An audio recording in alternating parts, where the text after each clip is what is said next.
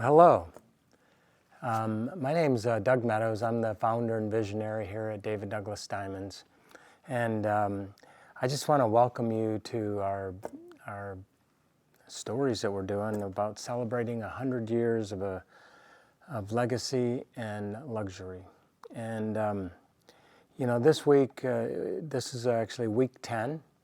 And I wanted to just talk a little bit about what tools are used to set diamonds. I mean, my grandfather started out as a diamond setter and a manufacturer in 1926, and it just got me really thinking about diamond setting. Today we have some really nice tools to help us, but back then, things were evolving. And so some of the things that it takes to set a diamond is depending on the ring, the style, all that kind of stuff. But sometimes we would just start out with a big sheet of gold, and everything was kind of carved out of it and into it. And so we would start out with a drill, and to be able to drill that little hole in there to begin the process. Back then, my grandfather would have had a bow drill. A bow drill is, if you literally walked into a jewelry shop 100 years ago, you might see a jeweler using a bow drill. It looked like a wooden bow with a string wrapped around it and a spinning shaft. By moving the bow back and forth, the jeweler could spin the drill bit and carefully drill holes in metal where diamonds would eventually sit. Today, we have electric drills, and there was a company that came on the scene. It was called the Foredom company, and it came on in 1922. They invented what we call a flex shaft. So it starts out, we got a little motor about the size of a small coffee can, and then there's a shaft on that. That motor would spin the shaft in there, and at the end of that shaft was probably, or is probably about 3, maybe 4 feet long. And at the end of it, we had a handpiece. The handpiece went probably about 6 inches for that handpiece.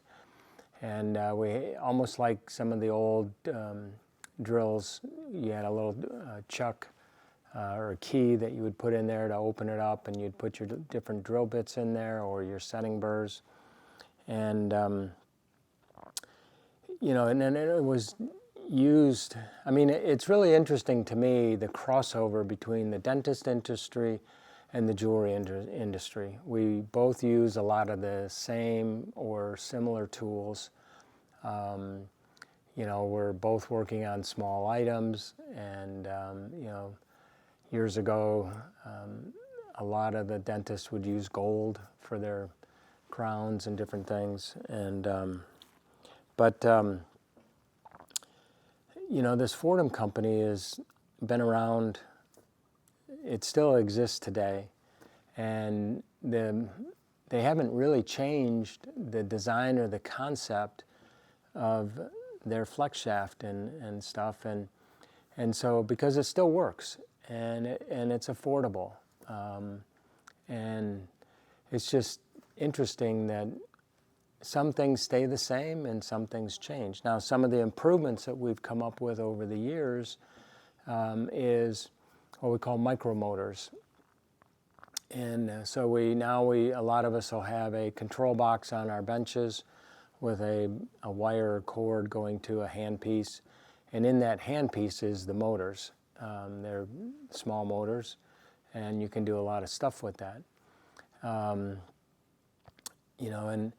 some of the other things that a diamond setter looks for in a handpiece is, the flex shaft also had a foot pedal for us to operate, so we could, it was like a gas pedal, basically. The more you pushed it, the faster the motor would go.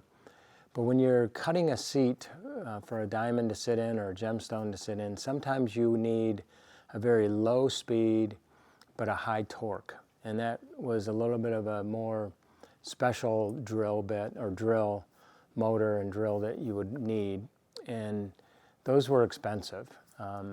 I didn't get a chance to see very many of those. I know my diamond setter, we just invested into her for one in the micromotor version, so that it's got some very low speeds and high torques for her and stuff, so that she can get very precise and precision seats. So we get that hole drilled into that piece of metal, then we cut what we call a seat, something for that diamond or that gemstone to sit in. And, you know, before these drills and stuff, they had to literally do it all by hand. So they had hand gravers that they would use to cut the seats and shape everything. When I look at a piece from the 20s and the 30s, or the early 1900s, the craftsmanship on that just blows me away. It always breaks my heart when somebody inherits a piece made in that era, and they don't. I don't want to say they don't appreciate it. It's just not their style, and we end up having to tear it apart or melt it or do whatever. And I just look at all those hours that that jeweler put into that. Sometimes they would have not just used a graver, but also a saw blade. We have very fine saw blades that they come in different sizes and thicknesses, and we use those to also kind of pre-rough cut a seat a little bit and things. So today, we still have gravers, but we've added a pneumatic control to it, so they're air powered. In the past we had to push by hand, and now we just control it by hand and let the pneumatic or the air pressure that just kind of pulsates that graver now to do all the work. We have the ability to sharpen our gravers a lot better. Back then, we had Arkansas stones. Every jeweler's bench usually had a stone. It was probably about 6 inches by 3 inches by a ½ inch thick. And they would just put a little bit of oil on there and rub it. And then we always would, when we went for what we call our bright cuts, we would use a little bit of wintergreen oil and some cotton and just dip our tip of our graver into that to give us a nice smooth polish with that graver. And again, today, we have the advent of diamond wheels and automation to help us really get the right angles and the precision on our gravers. I know that Haley that works here is my master diamond setter, hands down. I mean, she has embraced the art of setting stones and setting diamonds. She does a lot of stuff, I don't want to say old school, but she is incorporating a lot of some of the old or really detailed styling of stone setting. Sometimes on the back of a piece of jewelry, there's a lot of detail that goes into that really isn't going to be seen by the wearer or by the person viewing it on somebody. But it's almost like a signature piece or signature of a diamond setter to take the time to really give it that perfection and that sharp, crisp look. And and Haley just blows me away with her skills and her craftsmanship and her love for the art. It's not just a job. I mean, she is very passionate about what she does. She is constantly learning. We're constantly sending her to different schools to learn more and more ways to set stones and techniques and styles and things. So she does an amazing job. But after we get the seats cut, the other advent that came out, once we got the flex shafts going, then we started developing, we call them burrs in our industry. It's almost like a drill of some kind with a drill with a different shape to it. Some of the drills that we have or bits that we have are the shape of the bottom of a diamond. Some of them are shaped, the angle of the bottom of a stone can change depending on the type of stone it is, and then also depending upon the way that the stone was cut. And so we have a variety of burrs at different angles that we can work with. We have ball burrs, we have the twist drills, we have what we call an inverted cone. If we're doing a cabochon stone or a flat bottom stone, we need to be able to cut a flat area, and this inverted cone has a flat bottom to it. And I mean, there's hundreds of different styles of burrs and shapes of burrs and sizes of burrs. And every jeweler, every diamond setter, stone setter has their style and their technique. And so they find that handful of tools that work best for them and work with it. And that, as a young jeweler growing up, I don't know, you get really naive and ignorant a little bit, and you think the way that I was taught is the right way and the only way. And when I began to work with other jewelers outside of my little bubble of working with my dad and my uncle and my brothers, it took me a while to get rid of that attitude that, what I learned was the only way, and if you're doing it a different way, you're wrong. And but I really began to embrace and understand that there's more than one way to do things, and there's really, yes, to a certain degree there is the right way and a wrong way, but overall, it amazes me as I have traveled around the world and gone to different jewelers and jewelers' benches to see what tools they work with. It just blows me away with what they have to work with and the quality of work that they produce out of it. But once you get that seat cut and a diamond in there, then we have to create some prongs to hold it. And those prongs can be created a variety of ways.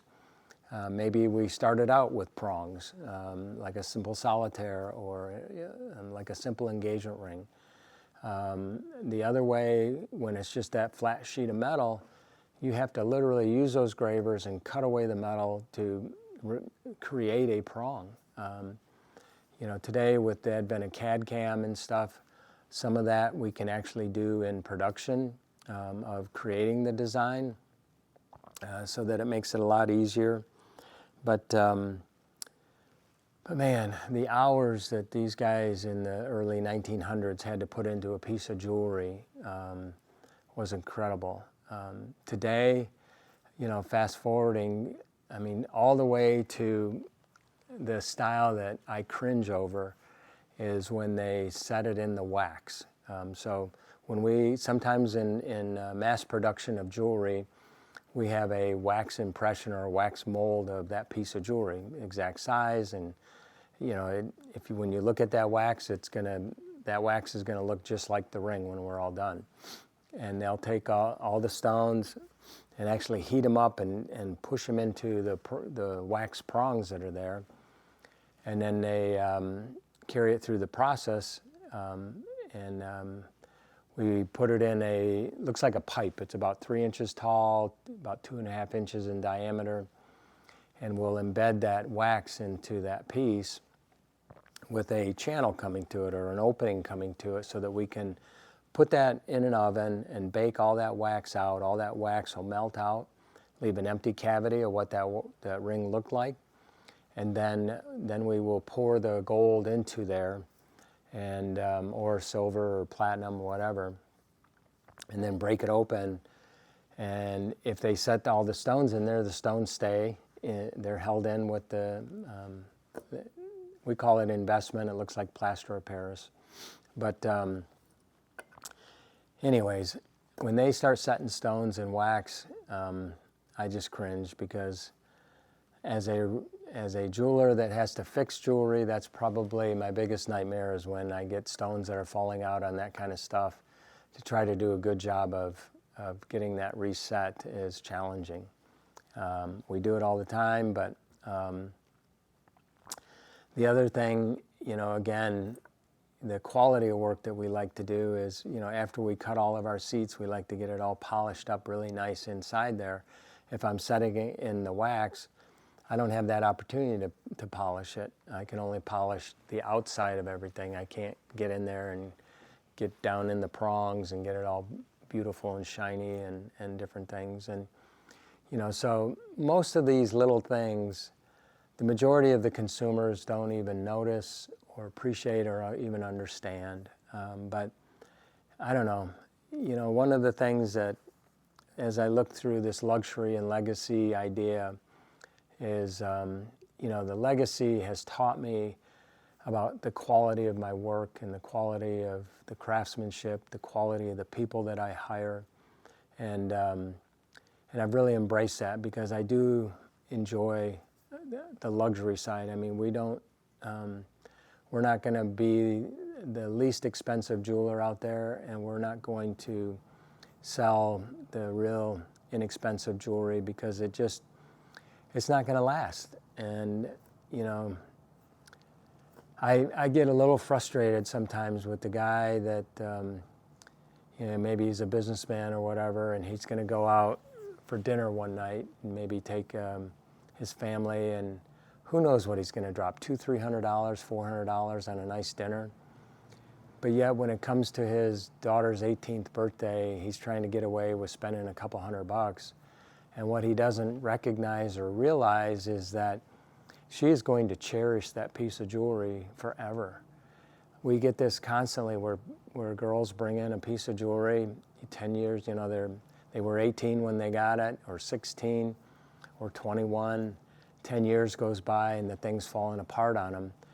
But it was so poorly made or so inexpensively made that there's nothing that we can do. I mean, there's no foundation for us to work with.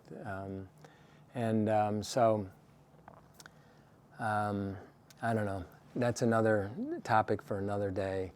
But, just to recognize that if you're buying a piece of jewelry for your daughter for something special, she's going to cherish that piece. Make sure that that piece is a nice piece that will last her a long time. But anyways, I think I'm going to wrap it up for today, and we'll see you next week. Thanks for joining. Bye now.